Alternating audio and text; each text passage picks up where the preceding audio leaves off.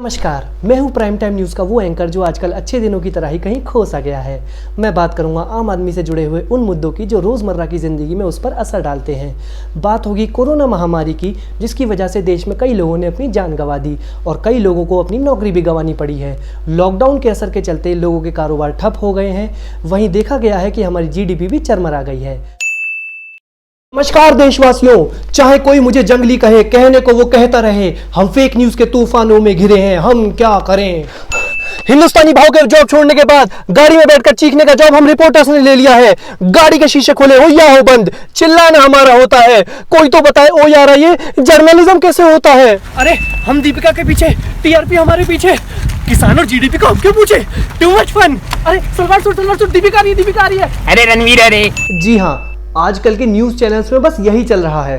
यहाँ तक कि कोरोना ने खुद अनाउंस कर दिया है कि मीडिया गुरुजी मान गए, तुम तो हमसे भी बड़ी महामारी निकले। तो hello and welcome to fake से बढ़कर fake with me Arpit Sharma, जहां हम पिछले हफ्ते की टॉप 5 फेक न्यूज़ को करते हैं expose, but as you know with a sarcastic dose. काश हमारे देश के फार्मर्स अपनी फसल को माल कहते और इसके बारे में एक दूसरे से व्हाट्सएप पर चैट करते। हाँ, क्योंकि MSP यानी मिनिमम सपोर्ट प्राइस का तो पता नहीं, लेकिन न्यूज़ में कवरेज पाने के लिए ये एक मिनिमम क्राइटेरिया जरूर बन गया है, जिसे हमारे बेचारे फार्मर्स पूरा ही नहीं कर पा रहे।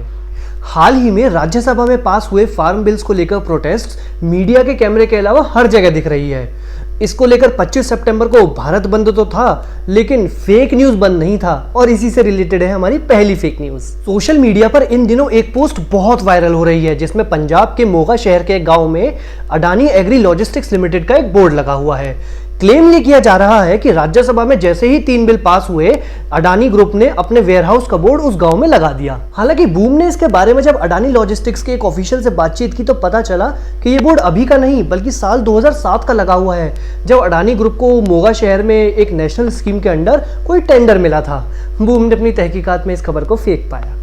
एक तो कोरोना का डर, ऊपर से लॉकडाउन, इन दोनों ने ही पत्रकार पोपटलाल की स्टाइल में हमारे देश के युवाओं के जॉब्स कैंसल कर दिए।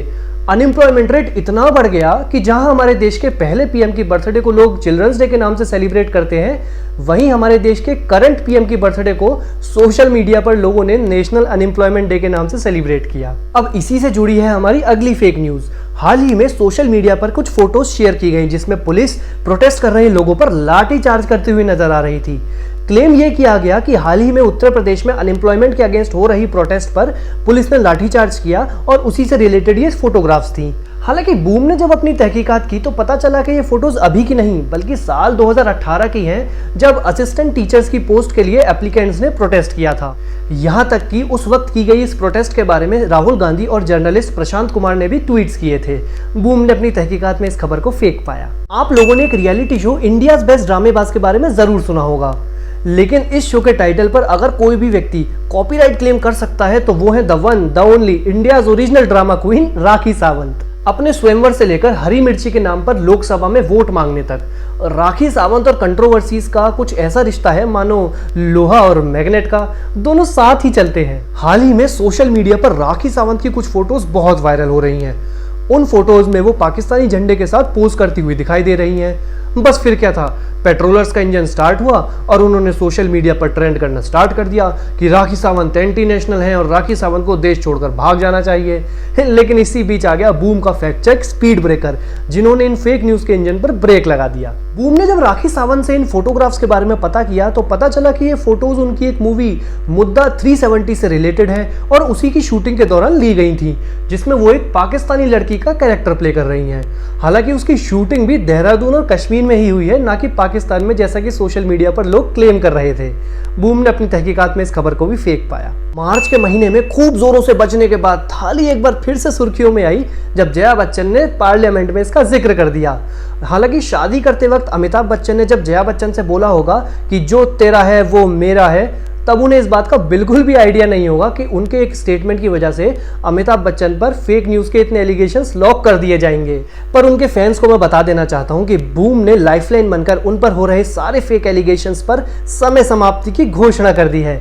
जी हां, हमारी अगली दोनों फेक न्यूज बच्चन फैमिली से ही रिलेटेड है। हाल ही में सोशल मीडिया पर अमिताभ बच्चन की एक फोटोग्राफ बहुत वायरल हुई, जिसमें क्लेम किया गया कि अमिताभ बच्चन दाऊद इब्राहिम के साथ हाथ मिलाते हुए नजर आ रहे हैं। ये फोटो इतनी वायरल हुई कि खुद अभिषेक बच्चन को आकर इसके बारे में ट्वीट करना पड़ा, जिसे ऑब्वियसली उन्होंने बाद में डिलीट कर दिया। बूम ने जब इस फोटोग्राफ की पड़ताल की तो पता चला कि फोटो में मौजूद जो व्यक्ति अमिताभ बच्चन से हाथ मिला रहा है वो दाऊद इब्राहिम नहीं बल्कि महाराष्ट्र के former chief minister Ashok Chavan थे।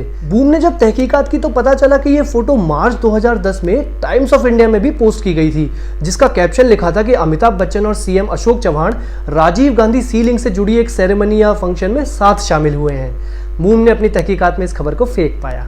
अक्सर आपने लोगों को ये बोलते हुए सुना होगा कि तुम्हारी शक्ल बेटा तुम्हारे फादर से या तुम्हारी मदर से बहुत मिलती है, और ये सुनकर आप लोग बहुत खुश भी हुए होंगे। खुश होने वाली बात भी है, लेकिन आपदा में अवसर की जगह ये अवसर आपदा में बच्चन फैमिली के लिए बदल गया जब श्वेता बच्चन की बेटी की फोटोज उनकी फोटोज बताकर वायरल कर दी गई। रिसेंटली सोशल मीडिया पर अमिताभ बच्चन की ग्रैंड डॉटर नव्या नवेली नंदा की कुछ फोटोज वायरल कर दी गई। अब इन फोटोज में वैसे तो वो नॉर्मल किसी यंगस्टर की तरह ही पार्टी करती हुई नजर आ रही हैं, लेकिन अब वो ठहरी बच्चन फैमिली की। तो सोशल मीडिया के पेट्रोलर्स को जया बच्चन की थाली का छेद बिल्कुल भी पसंद नहीं आया, और इसीलिए उन्होंने नव्या नवेली नंदा की फोटोज को उनकी मदर श्वेता बच्चन का बताकर फेक क्लेम्स करने स्टार्ट कर दिए। बूम ने जब इन फोटोज की तहकीकात की तो पता चला कि ये फोटोज नव्या नवेली नंदा के 19th बर्थडे की थी, ना कि श्वेता बच्चन की, जैसा कि सोशल मीडिया में क्लेम किया जा रहा था। बूम ने अपनी तहकीकात में इस खबर को भी फेक पाया। तो आज के फेक से बढ़कर फेक के एपिसोड में बस इतना ही। कैसा लगा आपको ये एपिसोड कमेंट सेक्शन में जरूर बताएं, और तब तक के लिए व्यंग ही सत्य है।